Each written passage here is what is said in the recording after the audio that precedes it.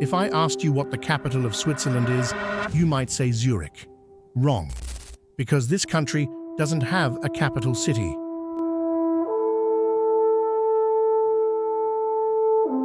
Not officially, not by law, and that's just the first secret. This country hasn't fought in a war for 500 years, but almost every man still has a government gun at home. Here, the people make their own laws every few months, and right here, in a small lab, something was born that you're using right now: the internet. This is Switzerland, and in the next 20 minutes, you're going to see this country in a totally different way. Let's start with the question that brought you here. Every country in the world has a capital city, written down, official, part of the law, but Switzerland is different. People think Bern is the capital, but by law, Bern is only called the Bundesstaat, which means federal city. This means Switzerland's federal offices, its parliament, its government, they all sit in Bern. But no law anywhere says Bern is the official capital. Why? Switzerland is a confederation, 26 small states called cantons. Each canton has so much power on its own that the whole country never really felt the need to pick one official capital. Each canton has its own constitution, its own police, its own tax rules, and even its own school system. In fact, some cantons have their own courts that handle local matters without ever needing to involve the federal government in Bern. Think about that for a second. In most countries, if you move from one city to another, the laws barely change. But in Switzerland, if you move from one canton to another, you might be crossing into a place with a different language, a different tax rate, and sometimes even different rules about things like gun storage or Sunday shopping hours. This setup goes all the way back to 1291, when 3 small communities came together and promised to help each other and stay independent. Over hundreds of years, more communities joined this same idea, and slowly, this loose group of independent areas turned into the country we know today. But even after joining together, none of them wanted to give up too much control to a single central government. And this is the key to understanding Switzerland. This country never lets power gather in just one place.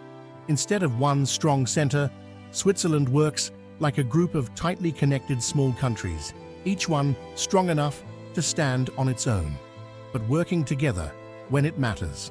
Now here's where it gets even more interesting. In most countries, you vote, you choose a leader, and then that leader makes decisions for you. Switzerland doesn't work like that. Here, 3 or 4 times a year, every Swiss citizen gets a thick envelope in the mail, full of voting papers. And this isn't a regular election.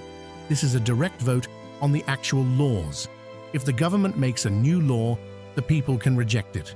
All it takes is 50,000 people signing against it within 100 days. And the whole country votes on that law.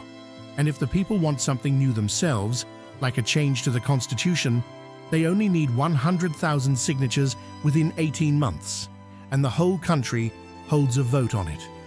This system is called direct democracy, and Switzerland uses it more than almost any other country on Earth. Just think about what this system has decided over the last 150 years.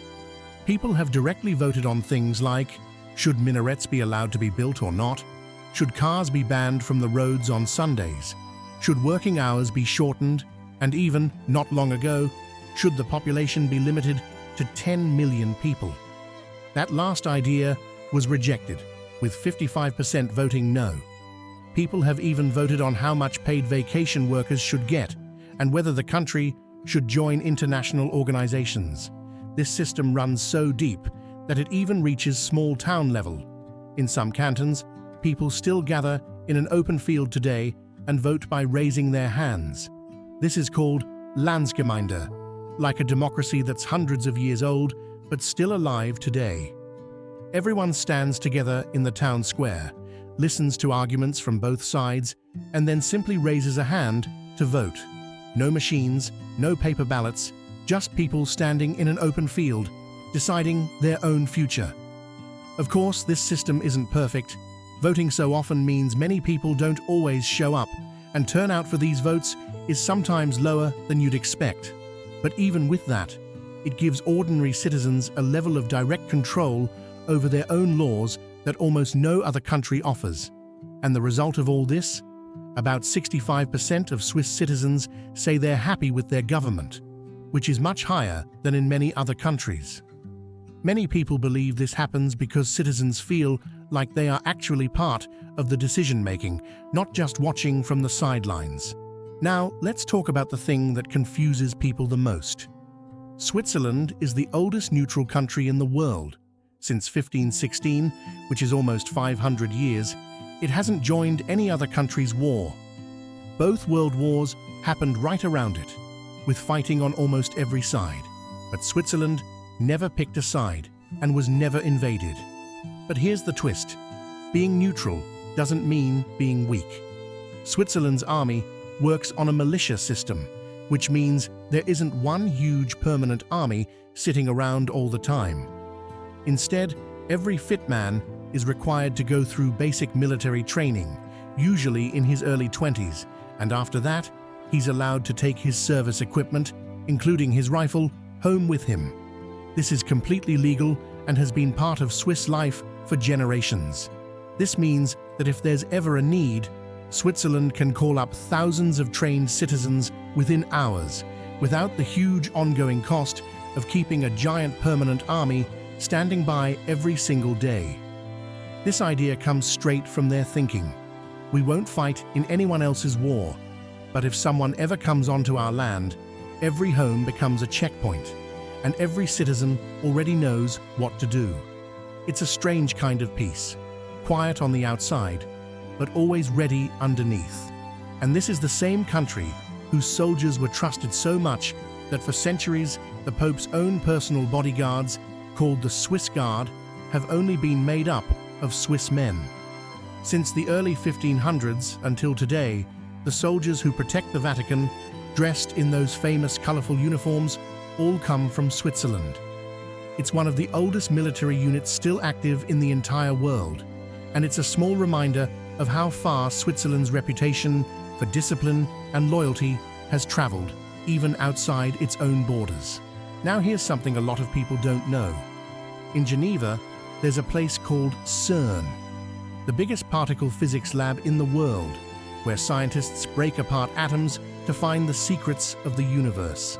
Thousands of scientists from all over the world travel here every year, working underground in massive tunnels built specifically to smash tiny particles together at incredible speeds. But CERN isn't just famous for physics. In 1989, a scientist sitting right there at CERN, Tim Berners-Lee, built a system that let computers all around the world connect to each other and share information easily, using simple links that anyone could click on. That system was called the World Wide Web. Yes, the part of the internet you use every single day, the one you're using right now to read this or watch this video. Its foundation was built in this very lab in Switzerland. Before this, computers could technically connect to each other, but it was complicated and mostly used by scientists and the military. Berners-Lee's idea made it simple enough for regular people everywhere to use. And this isn't just luck. Switzerland's whole environment is built for this kind of breakthrough: stability, strong funding, and the freedom that lets big scientific ideas grow without too much outside interference. That's why many of the world's biggest research centers made their home here, and why so many international organizations chose Switzerland as their base. Even in 2026, experiments are still happening at CERN. A few months ago, scientists moved antimatter particles by truck for the first time ever, traveling 5 kilometers, just to see if the particles would stay stable during the trip. These are the kinds of experiments that need years of careful planning, huge amounts of funding, and a stable, trusted environment. Exactly the kind of place Switzerland has built for itself. Now, Let's look at Switzerland's identity. This small country, with an area of only about 41,000 square kilometers, roughly the size of one province in many other countries, speaks 4 official languages in this tiny space: German, French, Italian, and a rare language called Romansh, which is only spoken in the canton of Graubünden and comes directly from Latin. Just imagine, if you drove across Switzerland from west to east, it's not just the weather that would change, the entire language and culture would change too. In Geneva, people speak French and live a culture close to Paris, with French bread, French-style cafes, and French-style manners. In Zurich, people speak German and follow German-Swiss traditions, with a more reserved, punctual way of life. In the canton of Ticino, people speak Italian, and the whole feel of the place is just like Italy, with warm colors, relaxed evenings, and Italian-style food. Even road signs change as you cross from one language region to another. Schools teach in different languages, depending on where you are, and national news is broadcast separately in each language so that everyone can understand what's happening in their own tongue. This mix is actually Switzerland's biggest strength, because every canton keeps its own identity, and yet they all stand together as one country, sharing one flag, one passport, and one system of government, while still being proudly different from each other underneath. This is a small fact, but when you see it for yourself in Switzerland, it's surprising. All across the country, from small villages to big cities, the water in the outdoor fountains on the streets is safe to drink. You don't need to buy a bottle. Just stop while you're walking, cup your hands, and drink. Locals do it without even thinking twice, and many of these fountains have been running the same way for hundreds of years, built from stone and often decorated with old carvings. This isn't just about the water system, it's a mindset. Switzerland cares so much about protecting its natural resources, especially its clean mountain water, that it has become a normal part of everyday life, something visitors are often shocked to see for the first time. Most of this water comes straight down from the mountains, through natural springs and glaciers, before it ever reaches a city fountain. Many towns still use the same old pipe systems that were built more than 100 years ago, simply because they still work perfectly well.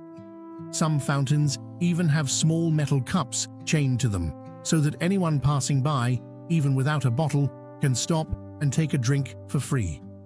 In the summer, when the weather gets hot, it's common to see people filling up water bottles, splashing their faces, or even letting their dogs drink straight from these public fountains, without a single worry about safety. This level of trust in public water is something many countries simply don't have anymore, and for a lot of first-time visitors, it becomes one of the small details that quietly changes how they see the entire country. It's not a flashy landmark or a famous building, but it says a lot about how much care goes into even the smallest parts of daily life here. Even small children in Switzerland grow up knowing they can trust the water from any public fountain without ever thinking twice about it, which says a lot about how deeply this kind of trust is built into everyday Swiss life. And now, the things Switzerland is famous for around the world. Every Swiss person eats about 10 kilograms of chocolate a year, the most of any country in the world. And that's not by chance. Milk chocolate was actually first made in Switzerland, and Swiss chocolate makers helped shape the smooth, creamy style of chocolate that most people around the world now recognize. Switzerland is also known worldwide for its precision, whether it's watches or trains. Trains here are so on time that people set their watches by the train schedule, instead of the train waiting for people. Watchmaking itself has been a proud Swiss tradition for centuries, with small towns full of skilled workers who spend years learning how to build tiny, perfect mechanical parts by hand. And if you love adventure, Niesen Mountain has the world's longest staircase, 11,674 steps, running right alongside a cable train going up the mountain.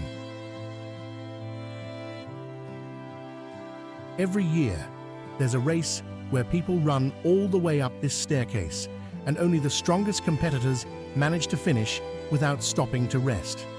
And one more thing, Switzerland's flag only looks like one other country's flag in the whole world, Vatican City, because both flags are square. Every other country in the world has a rectangle flag, which makes Switzerland's flag one of the easiest in the world to spot at a glance. Even the famous Swiss Army knife, a small red pocket tool known almost everywhere in the world, traces its story back to Swiss soldiers who needed one simple tool that could open cans, fix equipment, and handle small repairs all at once. Today, it's one of the most recognized symbols of Switzerland, sitting in millions of pockets and drawers around the world, often owned by people who have never even visited the country itself. Swiss cheese is another thing the country is known for, especially varieties like Gruyere and Emmental, the kind with the famous holes in it. These cheeses are still made using traditional methods in small mountain villages, where farmers bring fresh milk to local dairies every single day, sometimes still using recipes that are hundreds of years old.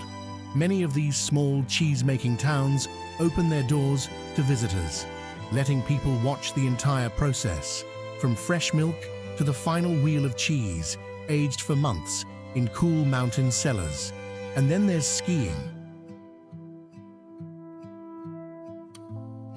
The Swiss Alps are home to some of the most famous ski resorts in the world, places like Zermatt and St. Moritz, where wealthy travelers and everyday skiers alike come every winter to enjoy some of the best snow conditions on the planet. The Matterhorn, one of the most recognizable mountains in the world, with its sharp, pointed peak, sits right on the border between Switzerland and Italy, and its image has been used everywhere, from chocolate wrappers to movie logos. So that was Switzerland, a country with no official capital, where the people make their own laws, where staying neutral is actually a form of strength, and where one small lab gave the world the internet. This country isn't just about beautiful mountains and chocolate. It's a system that has protected its culture, its freedom, and its identity in its own unique way for centuries, quietly proving that a small country can still leave a huge mark on the world. When most people think of Switzerland, they picture calm mountains, chocolate shops, and clean, quiet streets, and all of that is true. But underneath that calm surface is a country built on some very unusual ideas, a country that trusts its own citizens with real power, that stays peaceful not by being weak, but by being fully prepared, and that has managed to hold together 4 completely different languages and cultures under one flag for hundreds of years without falling apart. Switzerland doesn't shout about any of this. There are no huge signs announcing that the people just voted on a new law, no loud parades reminding you that almost every home has a rifle in the closet, and no flashing lights outside CERN, telling visitors that the internet as we know it started right there. Everything here happens quietly, carefully, and with a kind of patience that's hard to find anywhere else in the world. Maybe that's the real lesson hidden inside this small country. Sometimes the loudest achievements come from the quietest places, built slowly, generation after generation, without ever needing to prove anything to anyone else. If you enjoyed this video, let me know in the comments. Which fact surprised you the most? And if you want to see more videos like this one, exploring countries that hide surprising secrets behind their calm, quiet image, make sure to subscribe. Because some of the quietest, most peaceful countries turn out to have the loudest, most surprising secrets of them all.